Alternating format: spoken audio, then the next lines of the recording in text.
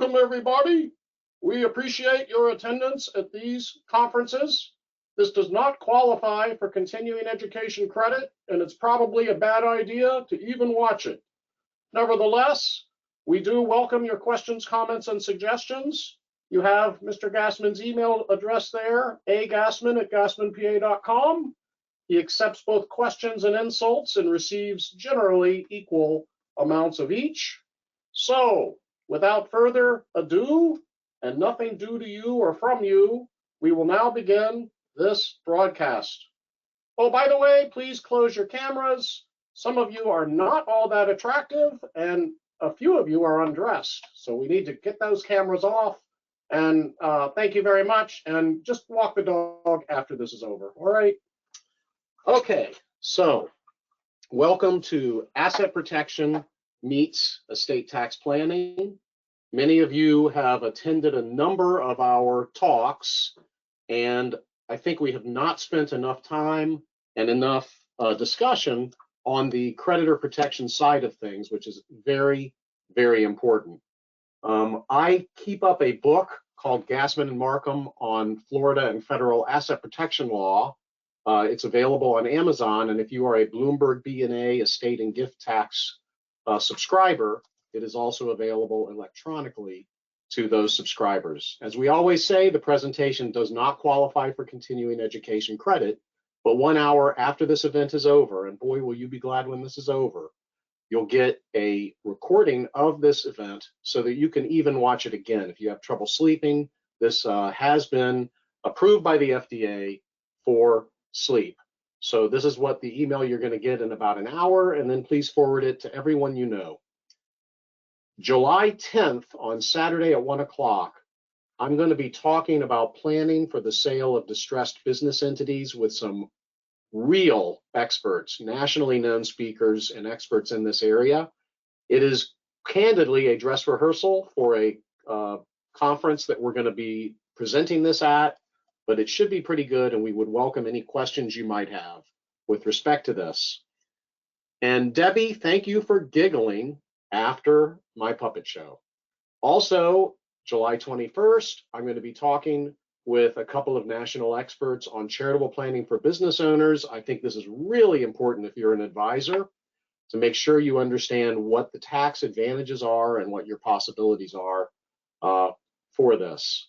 And if you're a CPA Academy member, and then you can sign up for free, Brandon and I are going to be presenting the mathematics of estate tax planning and more July 6th. So stay in touch. We always appreciate the opportunity to present, and I'm enjoying this Saturday at 11. Next week, it's going to be hot topics, hot developments, recent developments, and then the week after that, more mathematics of estate planning. All of these are on YouTube, so enough of the same shameless self-promotion. I like to show news articles, and if you just go to Google and put in jury verdict in your state, you could be amazed at what you see.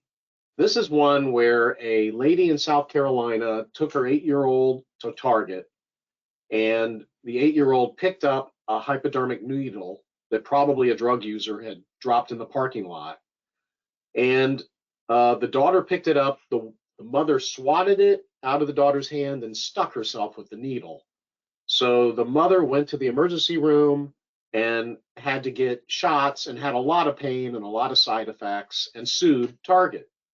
And the morning of the trial, the mother offered to settle for $12,000, and Target said, no, we'll give you $750. And the jury awarded $4.6 million for a hypodermic needle that Target probably had no way of preventing from sitting there in the parking lot. So that is one example. Here's another one. Clients say, well, I could just own the building. I'm not worried about it causing liability. I've never seen a problem. I've got $1 million of liability insurance.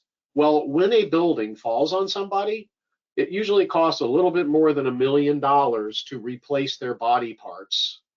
In this situation, the lady got $148 million. Now, I have another one where an IKEA dresser fell on an infant. over $40 million paid by IKEA because they put too much stuff in the top drawer. There was no warning, do not put too much stuff in the top drawer. The mother pulled the top drawer off, boom. I've got another fairly recent one where a Pizza Hut got hit for $12 million. Why? Because the pizza driver driving the pizza car hit somebody. $12 million. So be careful out there. These things do happen. I have news articles showing where jury verdicts for medical malpractice come in well over $100 million. So if you want to have fun or you want to lose sleep, just Google highest jury verdicts 2020 and see what comes up. There's not as much for 2020 because of the virus. There were not a lot of trials, but you're going to be seeing a lot of trials now. So remember, it was not raining when Noah built the ark.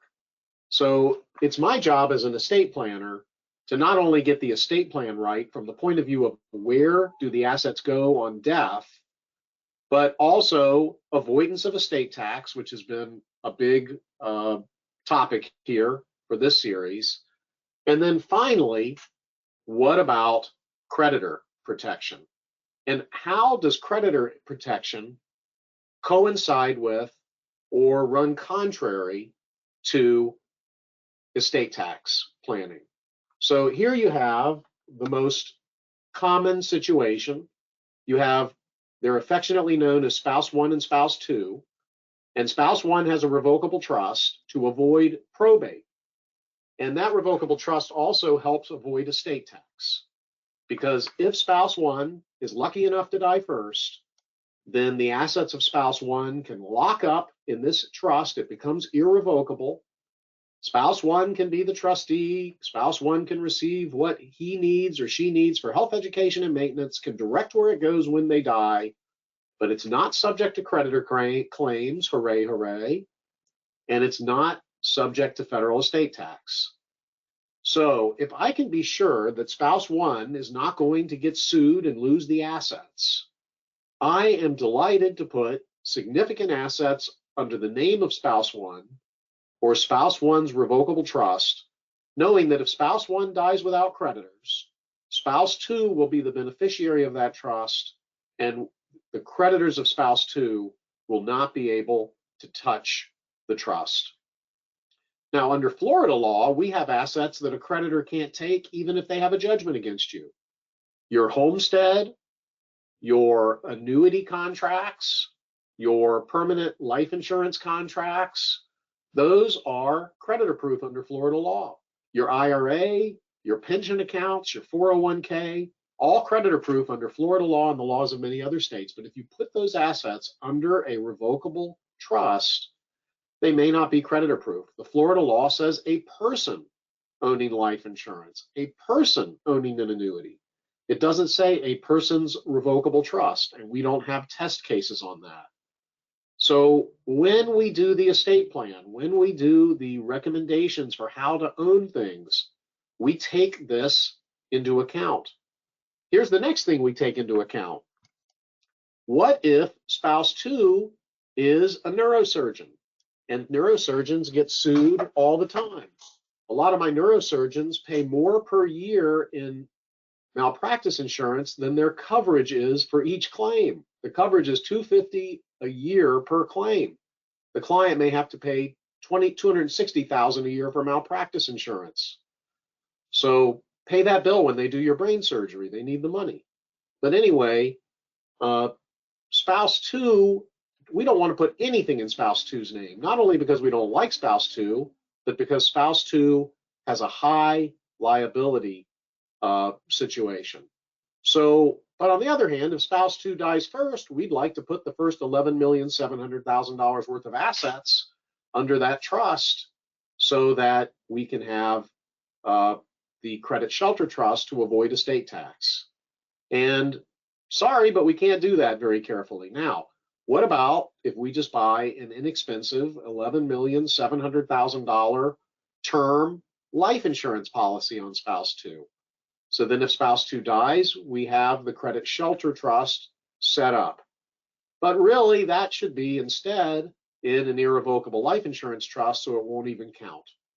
Now, If spouse 2 lives in a state where you have protection of annuity contracts and you have protection of a homestead, then maybe we put those assets in spouse 2's name and have them passed to spouse 2's revocable trust on death. Now they're creditor proof, and they can also be used to set up the credit shelter trust on the first death. The very nice thing we have, which is very popular, and you've heard me say it 100 times, is the spousal limited access trust. Now, spouse 1 makes a gift to an irrevocable trust for the benefit, for the health, education, and maintenance of spouse 2. Now, that trust is not subject to the creditor claims of spouse 1's creditors because spouse 1's not a beneficiary of the trust. Spouse 2's creditors can't touch it if it was funded solely by spouse 1, and spouse 2 cannot reach into that trust except as needed for spouse 2's health, education, maintenance, and support. So that trust can say, I hereby put the assets into the SLAT, the lifetime bypass trust. I'm not a beneficiary anymore.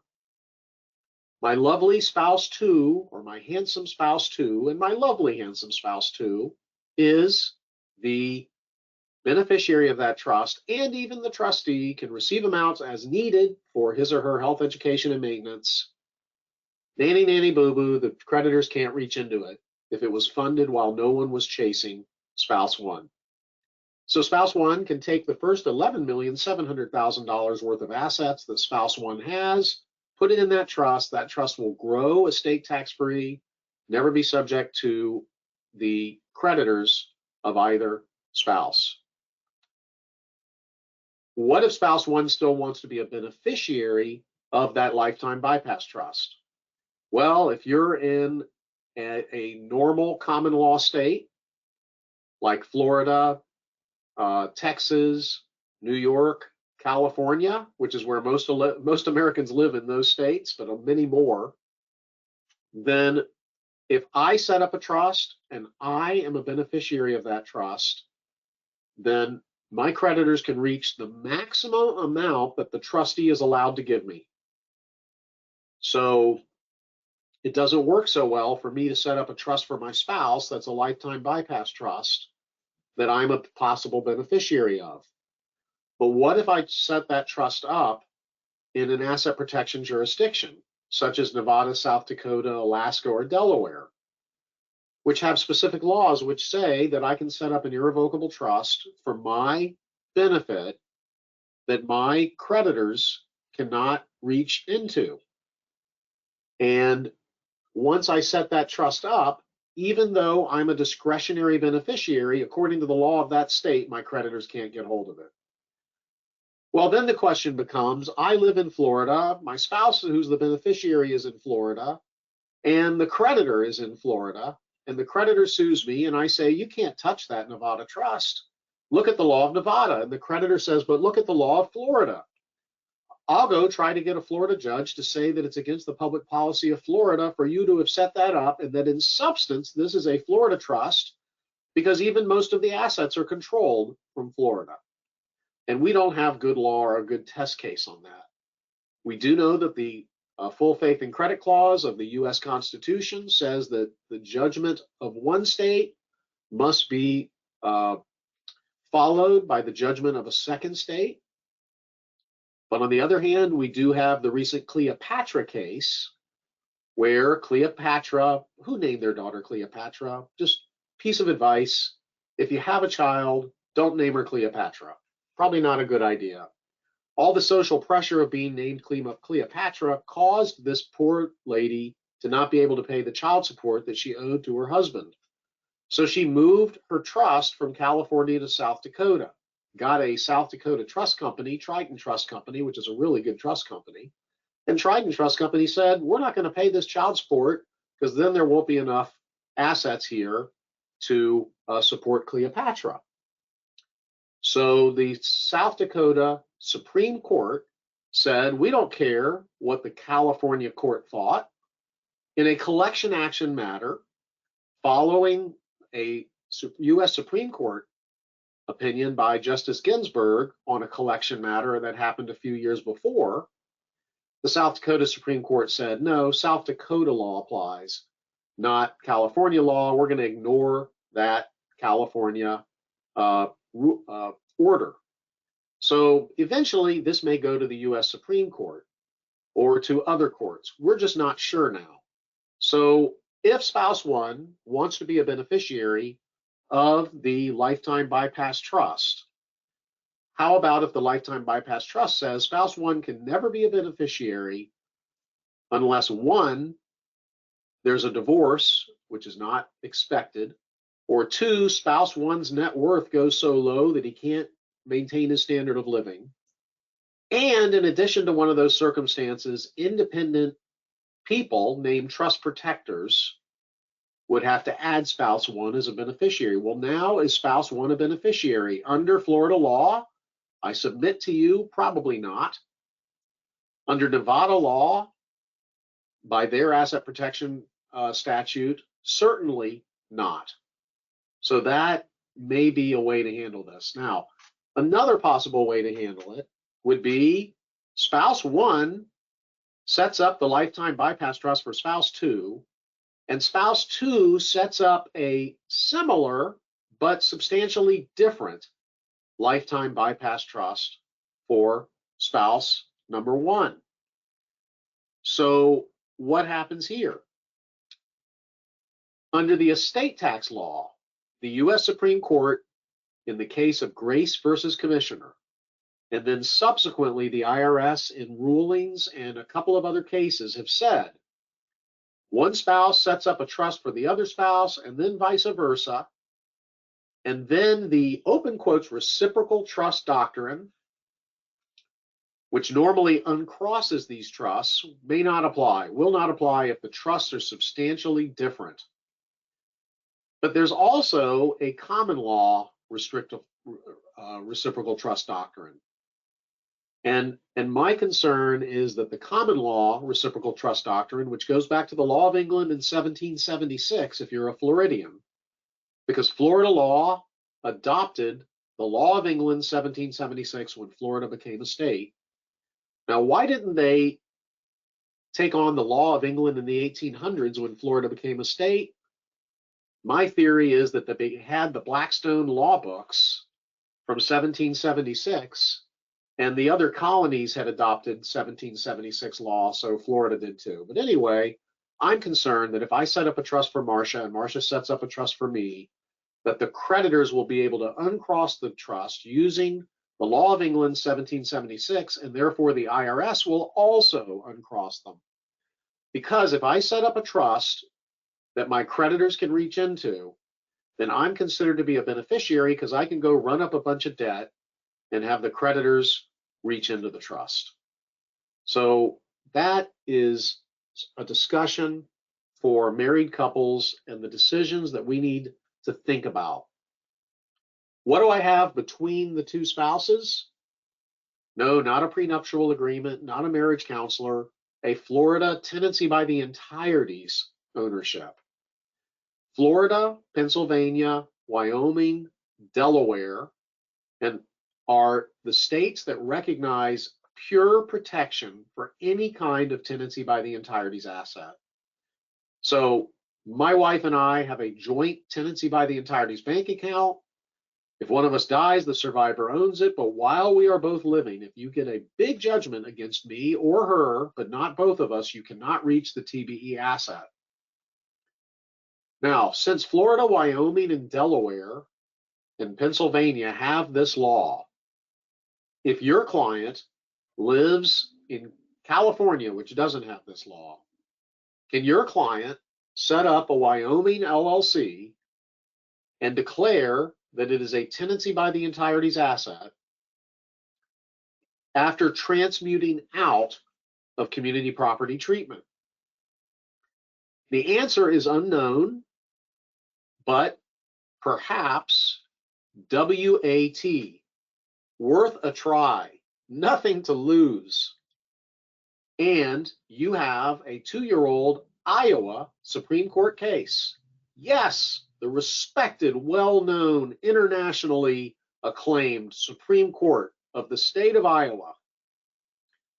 They said that when a Floridian couple owned an Iowan LLC, maybe I made up Iowan, LLC, tenancy by the entireties of Florida did not apply because Iowa does not recognize tenancy by the entireties, but the Iowa charging order law applied, not Florida. And as a result of that, when we represent clients who live outside of Florida, Wyoming, and Delaware, we may try tenancy by the entireties. And Nevis also has a trust law that recognizes tenancy by the entirety. So that may be worth a try.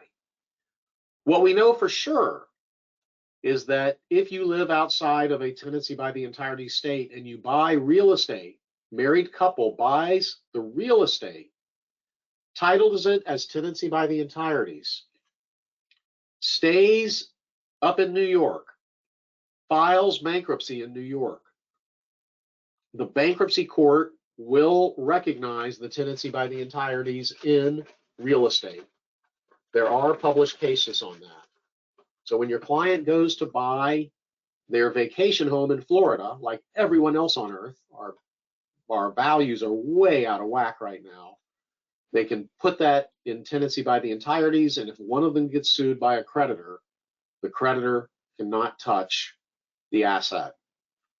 Let me mention the decision-making on an irrevocable life insurance trust. As I said before, if we have a life insurance trust holding life insurance on spouse 2, spouse 2 owns the life, if spouse 2 owns the life insurance and it's a permanent policy, the creditor can't touch it. And life insurance is protected in a lot of different states. But I want to put that policy in an irrevocable life insurance trust to avoid estate tax. I don't want to use my estate tax allowance or portability allowance on that.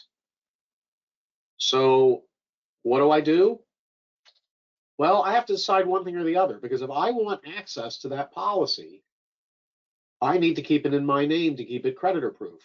But if I want to avoid estate tax on that policy, then I want to put it in the irrevocable life insurance trust, also called an ILIT. Has nothing to do with lighting fires. So what some clients do is they buy a lot of term life insurance and put the term life insurance in the ILIT.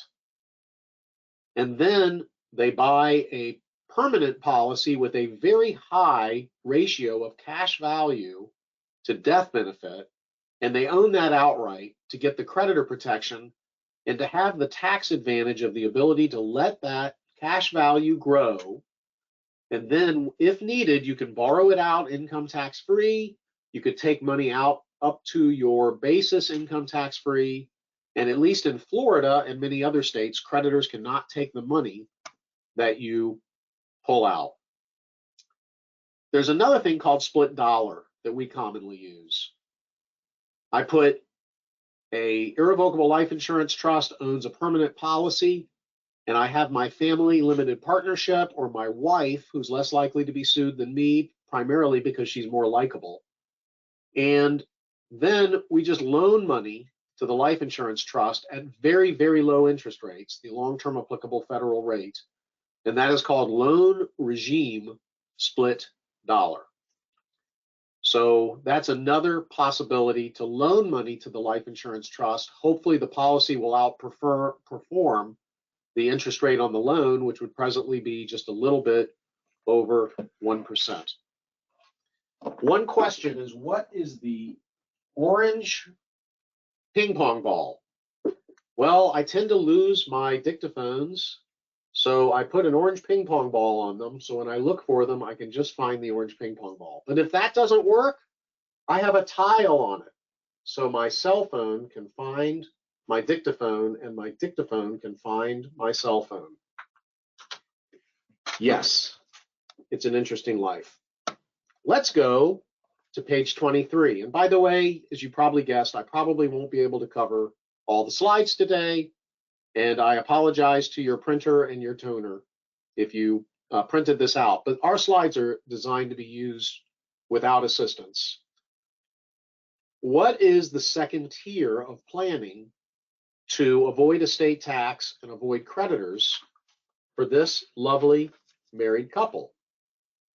So I have the second tier of planning, limited liability companies or limited partnerships owned by the spouses as tenants by the entireties, by spouses two's trust, by an irrevocable trust for the children, and why? Many reasons why, besides the fact that I can charge extra for this part of the planning. The first reason is, as you see, the Firewall LLC. That has nothing to do with the islet. We're not talking about fire here. But if a client buys 3 rental houses, I'm happier if there's 3 LLCs owning the 3 rental houses, or 1 LLC subject to a lot of debt, but not direct ownership by an entity that owns other protected assets. That's called Firewall Protection. I would prefer that my client not be the manager of the LLC that has the rental properties. How about the daughter-in-law? You don't really like her anyway, and she doesn't have that much in assets.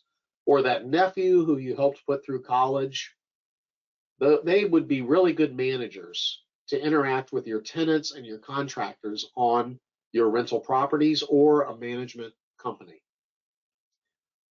The conversation I had yesterday with 2 different couples in 2 different conferences was, to what extent do we put assets under TBE? Because then it's protected from all of the creditors, but if one spouse dies, it's owned by the other spouse. It doesn't fund a credit shelter trust. Versus putting assets under spouse's 2 revocable trust, which is more protective if spouse 2 dies first, if spouse 1 is a neurosurgeon, but then less protective if spouse 2 dies. Well, many clients will put 50% under spouse 2's revocable trust, 50% under tenancy by the entireties, but all of it via an LLC or limited partnership, owned 3% or more, typically, by an irrevocable trust for the lovely children. Why? Because then, under the law of most states, if you get a judgment against the part owner of an LLC or a limited partnership, your sole remedy, besides taking an aspirin or a BP powder, is a charging order. And the charging order is an order from the court which says, if and when you ever make a distribution from this LLC, pay the creditor the debtor's share, but the court has no right, no power to require a distribution. So most of our clients with significant assets will not own their brokerage accounts and other investments directly as tenants by the entireties. They will own them under an LLC. Quite often, we will use a Florida or Wyoming LLC because we want to use an LLC in a jurisdiction that recognizes tenancy by the entireties. If the clients are in Florida and they're married, but the LLC is in Texas and they own the LLC as tenancy by the entireties, that may not work because of the Iowa Supreme Court case. So, and the other problem with tenancy by the entireties is you can just never be sure you filled out the account statement right to make sure that it's tenancy by the entireties. At least in Florida, you have to check the box for tenancy by the entireties. Don't check the box for right of survivorship. If you check the wrong box to begin with, then it didn't work. If you weren't married when you started the account, it won't work. If you put your mother-in-law on the account, it won't work. So I'm happier if I can set up a simple LLC owned by the clients as tenants by the entireties as to 97%, 3% by that irrevocable trust for those irresistible children or other friends. Why do I use a gifting trust instead of a person to own the other 3%? One reason is that the trust can be disregarded for income tax purposes. So even though it owns 3% and it's held for the children under state law, it's considered to be part of the spouses for income tax purposes, so they don't have to file an income tax return for that partnership. Now, the instructions for the IRS Form 1065 partnership tax return say that when a married couple owns an LLC and they do not reside in a community property state, that the LLC has to file a Form 1065. And I have a simple answer to that question. Why does the IRS do that? Why do they say that? Because they're wrong.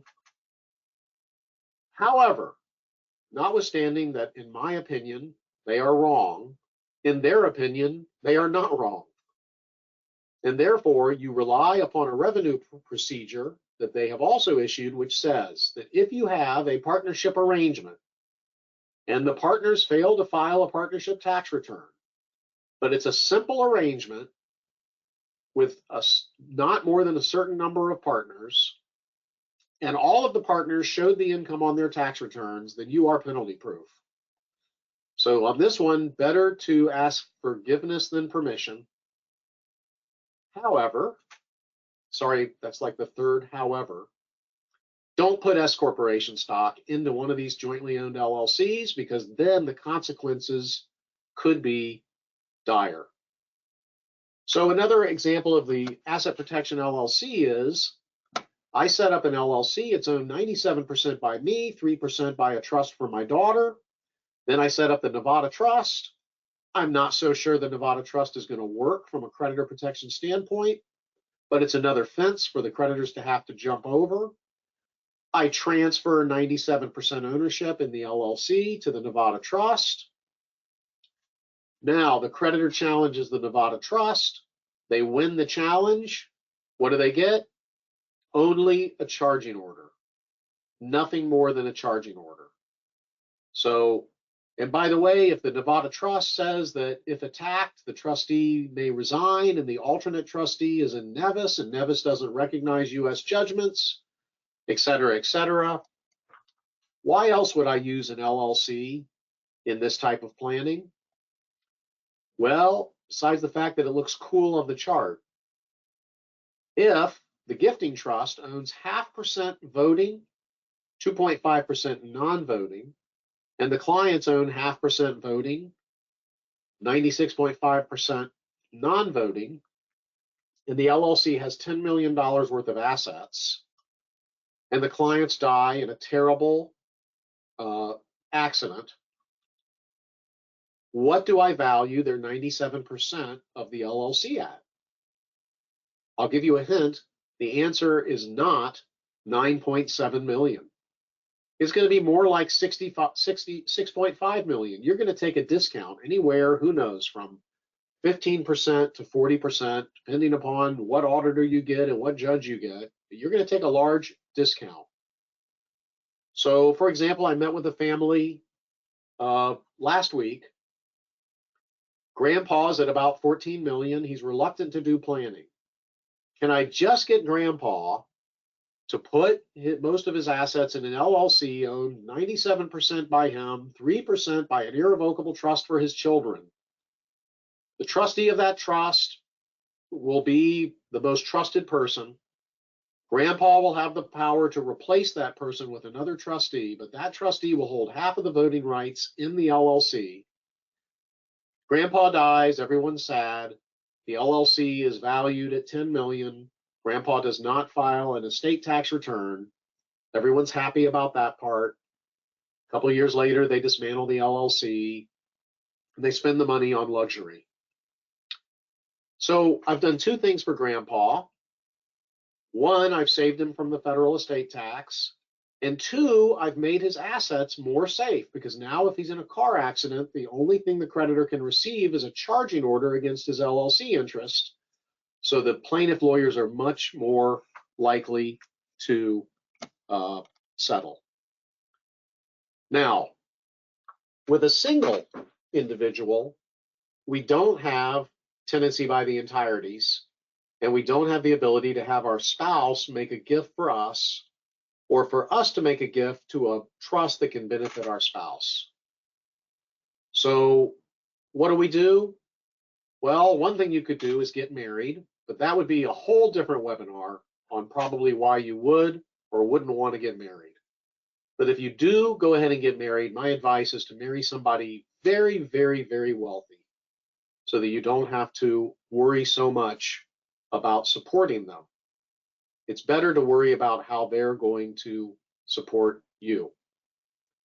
So what you could do, though, is if you found somebody suitable, you could marry them, and if you had $3 million of investments and they had $3 million of investments, you could put that into a $6 million tenancy by the entireties account, and then it is beautifully protected. And if you get divorced, you'll just divide that account back up. So that's one idea. Another idea for the non-married person is to use charging order protection. So you've got the gifting trust for the irresistible children or nephews or nieces, or maybe even the ex-spouse who you might be on speaking terms with. And that can own 3% of each LLC, so at least you would have charging order protection, or you can use the creditor protection trust. You could use a complete gift Nevada creditor protection trust, or South Dakota or one of the other states, where when you put the assets in, you file a gift tax return, use part of your $11,700,000 exemption, but still have a backdoor into that trust agreement, or use an offshore trust agreement if you want to be sure that creditors cannot get in and that the IRS will protect it. Or you could use what we call an incomplete Nevada asset protection trust. Now, that's not a trust that didn't get signed, so it's not quite complete yet. That's a trust that gets signed, but when you put the assets in, even though they're protected from creditors, you have not been considered to have made a gift for federal gift tax purposes. So you don't have to report that to the IRS for gift tax purposes. How do you make a gift incomplete? Number one, you retain the right to veto distributions to others. And number two, you retain the right to direct where the trust assets go on the death of the grantor. You could start with a Nevada incomplete gift trust for the purpose of making it complete before the estate tax law changes. So let me say that again. You need a business reason. Let's say a client just got sued. Well, the client would also like to do estate tax planning in Nevada, and that would be a legitimate business reason to do the planning. But the client's really not sure that they want to make a complete gift and file a gift tax return. So you fund the trust as an incomplete gift Nevada trust, you get it over to Nevada, and then you read the news every day to see if and when they're going to reduce the federal estate tax exemption. And the day before they reduce the exemption, you pull the cord and make the incomplete Nevada trust into a complete Nevada trust. So those are some of the things to do for the single individual. Let's go beyond the estate and beyond the estate tax planning and talk a little bit about how we use debt to protect assets. So every planner and every client who is in business or investments should consider the concept of friendly debt. For example, this client has a building which may have a large mortgage. This client has a professional practice which has accounts receivable, furniture, and equipment. Now, if the practice has furniture, equipment, and accounts receivable worth $1 million, but the building mortgage is $3 million, why not have the practice entity guarantee the mortgage and let the bank take a lien not only on the real estate, but also on the assets of the practice entity? And by the way, why not have the practice entity owe money to the asset protection trust? So when the plaintiff lawyer comes in and says, I think I have a really good case against you and your practice, I can't settle for your $250,000 of malpractice liability insurance because I see you have $1 million worth of assets in your practice. Oh, but Mr. Plaintiff Lawyer, look, the practice has guaranteed a $4 million mortgage, and the bank has a lien on the practice assets, and the practice owes my offshore trust $900,000. And all of this has happened well before I treated your patient, and your patient had an unfortunate bad outcome. At that point, the typical plaintiff lawyer will say, okay, give me the $250. I'd rather not go to trial, hire expert witnesses, and wait 2 years to get this resolved. And that's commonly what we see happen. Many clients do come to us before a jury trial, and the first thing they say, regrettably, is, when I got sued, I was told by my brother-in-law, my hairstylist, my real estate lawyer, whoever, that I couldn't do anything. It was too late because I already knew I was going to be sued. That's just malarkey. There are things you can do and things that you should consider doing, even possibly at the last minute, depending upon your circumstances and where you live. In California and Connecticut, making a transfer to avoid creditors on purpose can be a crime, and a lawyer helping to do that could lose their bar card. On the other hand, in fabulous Florida, there is nothing in the law, nothing in the ethical rules that say that you cannot try to save your assets from an incoming, ongoing creditor situation. Justice Scalia even said while he was alive in a famous Grupo Mexicano opinion that this is what people have been doing since they were hiding sheep from the creditors in feudal England. It's expected, and sometimes it works. So do remember, though, that if you get this done before the disaster strikes, before the building falls on the lady, before the Pizza Hut driver driving your car hits the poor pedestrian, then the transfers you make may be set aside under what we call fraudulent transfer statutes or voidable transfer statutes. Something else I want to mention before I forget, and while I'm already on page 26, is the bad faith rule. Now, this has nothing to do with the band Blind Faith, but if you can email me who was in Blind Faith within 1 minute, it's 11:43, then I will send you a free copy of the Gassman Markham book. And I'll even promise not to autograph it, which would reduce its resale value on eBay. But anyway, what is bad faith? Bad faith is when an insurance carrier has an obligation to defend or settle within policy limits and doesn't do it, and is then responsible for the excess verdict. So here's the example under Florida law. I'm a doctor. I have $1 million malpractice liability policy. Somebody has a terrible result. I didn't do anything wrong, but there's an expert witness who says I did. A jury could be confused. The damages are $10 million because this was a middle-aged person who became a paraplegic. The plaintiff lawyer offers to settle for $1 million. Do I, A, jump up and down on the table? No, don't pay it. It's ridiculous. I did nothing wrong. Or B, dear insurance carrier, while I did nothing wrong, my assets are at stake here. You have a duty under Florida law to protect me.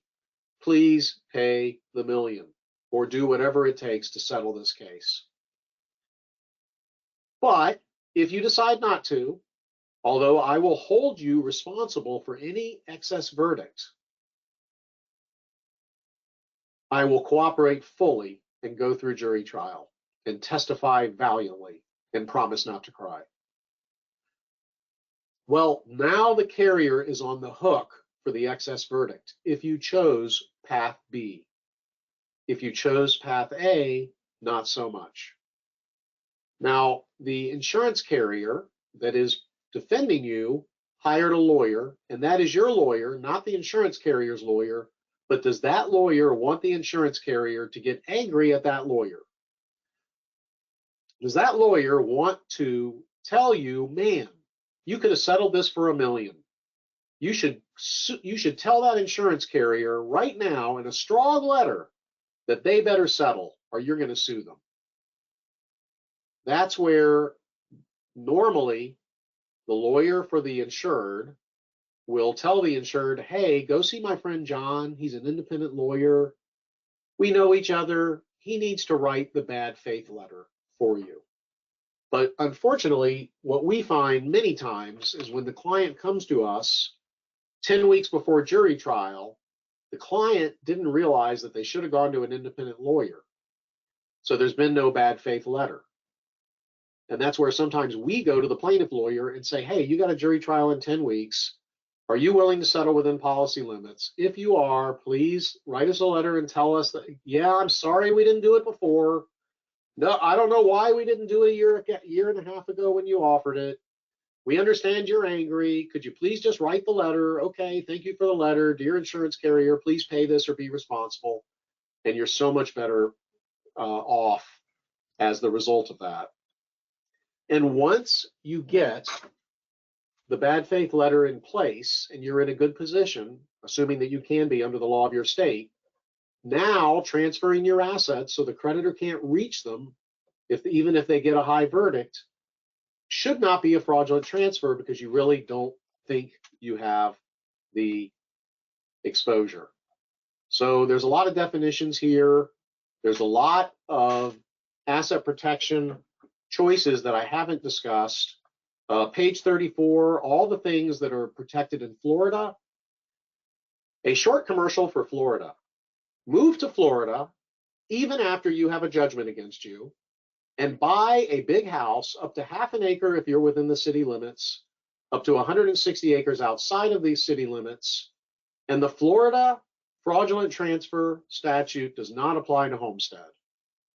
And maybe down when you're in Florida, if you buy a home in Destin, Florida, you might bump into O.J. Simpson at a restaurant, or in St. Petersburg, Florida, where he sometimes goes to visit his family. Bowie Kuhn came to Florida, bankrupted out, kept his big house. Burt Reynolds, same thing. You can too.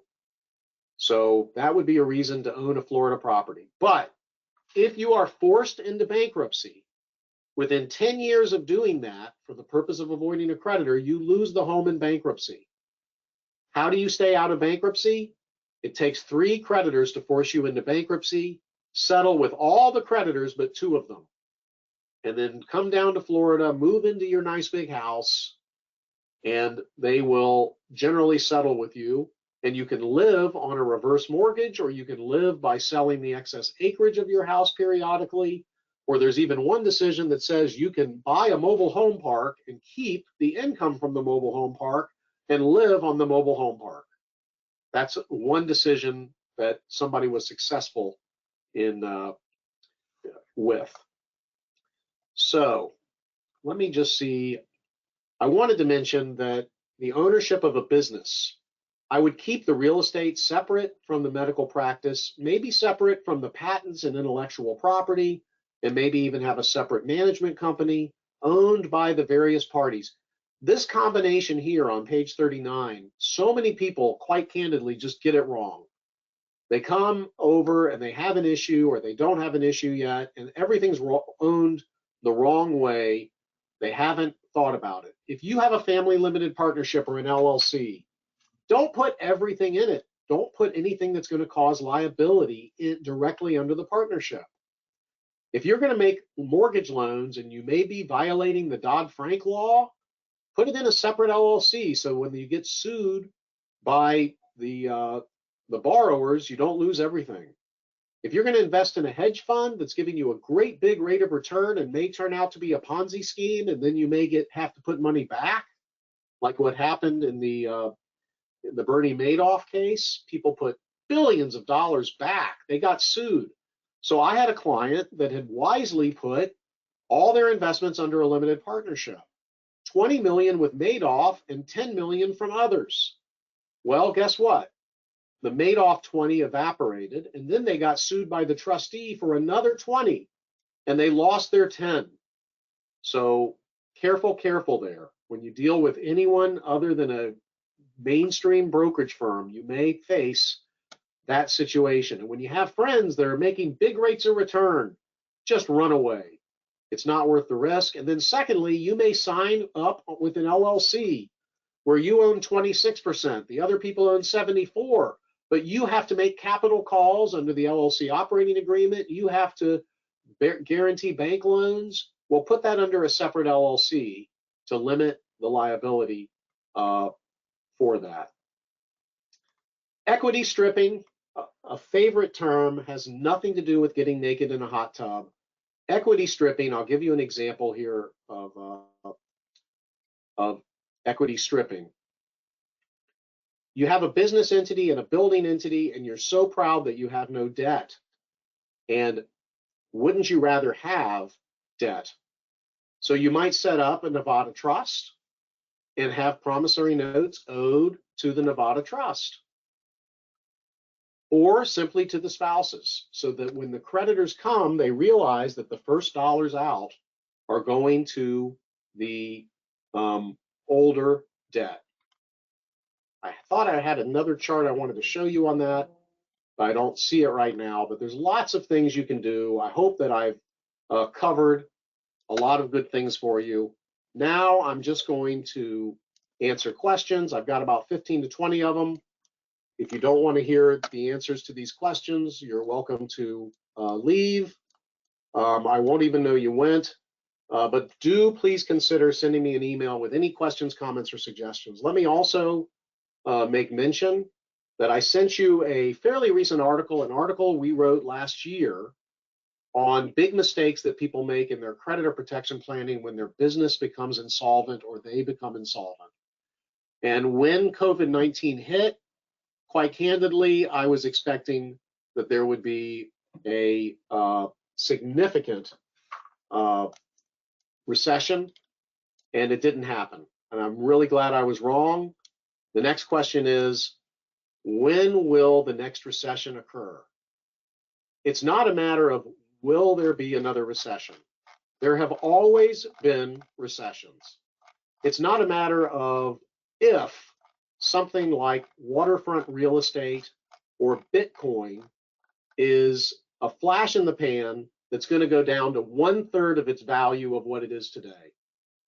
It's not a matter of if those things will ever happen. It's a matter of when they will happen and what they will happen to. There is a great book by Judge Posner that talks about the 1600s tulip explosion and how tulips went way up in value. Everyone had to have them. Everyone got so rich on tulips. Then it busted. So we may be in that right now in real estate. We may be in that right now in Bitcoin, but there will be another recession. So you need to make sure that you know what you'll be able to keep and what you will lose if that occurs. All right, so here's some questions. Claire, should real estate be titled properly by property into an LLC, which in turn owned by the taxpayer's living trust? This LLC intermediary would be for protection of liability lawsuits or other protections needed. Yes, perfect. That's exactly right. Okay, Stephen, you have given examples of selling assets, usually brokering accounts, to your heirs, for example, and taking back a note. Is there a reason you don't include real estate, or is it just not appreciate as quickly? Also, okay, so the answer on that one is yes, it works fine with real estate. Put the real estate in an LLC, sell a 99% non-voting LLC interest for a 20-year interest-only note. Now, what does the creditor get if they get a judgment against you? Not the LLC, not the real estate. They get a 20-year interest-only note that's only worth 2/3 of what the real estate's worth. So thanks for pointing that out. Let me see. So are you trading probate for asset protection by not funding the new trust? That's from Abigail. Abigail, that's exactly correct. Except in my example, I'm going to keep my life insurance policy and my annuity policy in my personal name. I'm not going to put them in my revocable trust and my homestead. But I'm going to make my revocable trust the beneficiary of those assets so that they will avoid probate on my death. And for my homestead, I'm going to use an enhanced life estate deed. Has nothing to do with Viagra.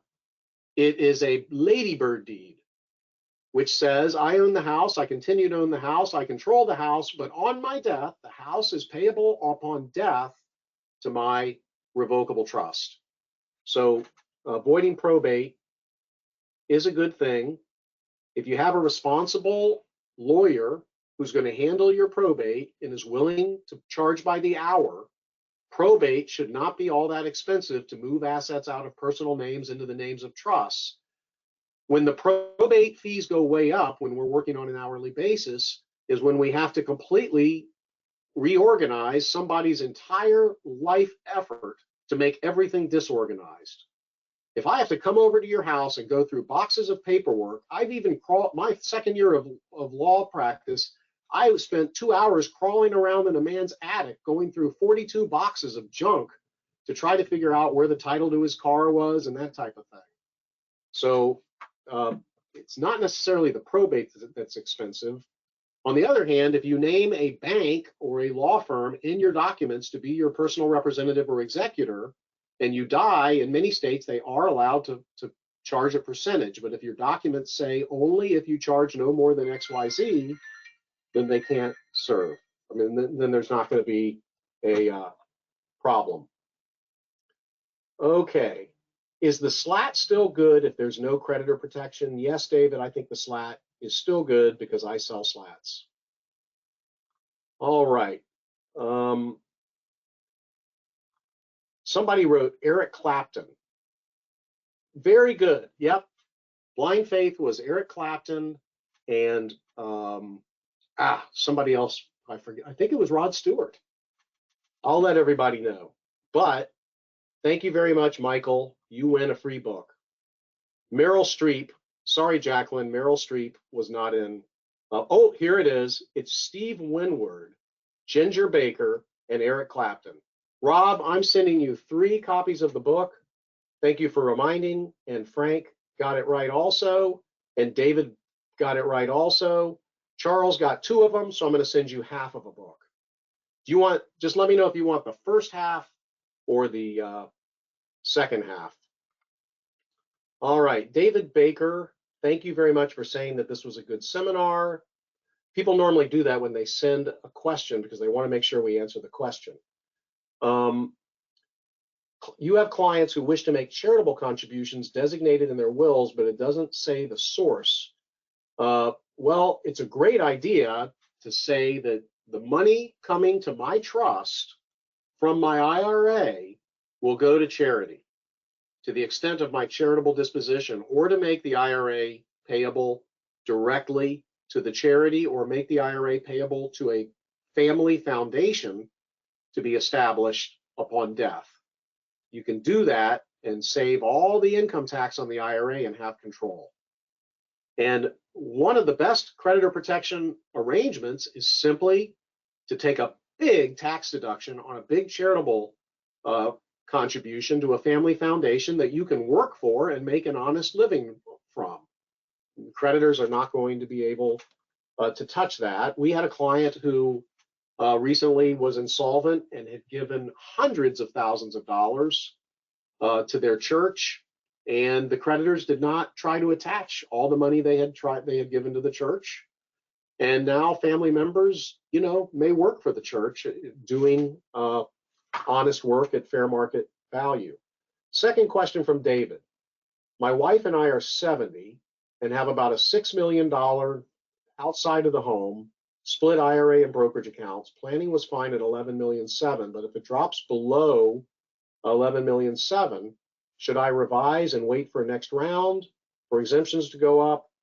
I want to avoid the inheritance tax. Well, I would do the planning now using discounted slats and things like that, or get divorced and each of you marry somebody who has no assets, And if those people you marry have short life expectancies and die first, then you'll have the use of their portability allowance. And if you don't know anybody who are candidates for that, I have a very, very nice father-in-law who would be glad to meet you or your spouse.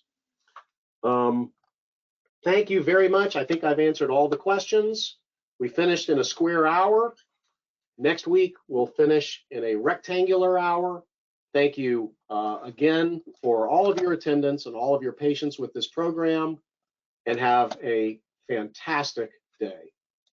Bye.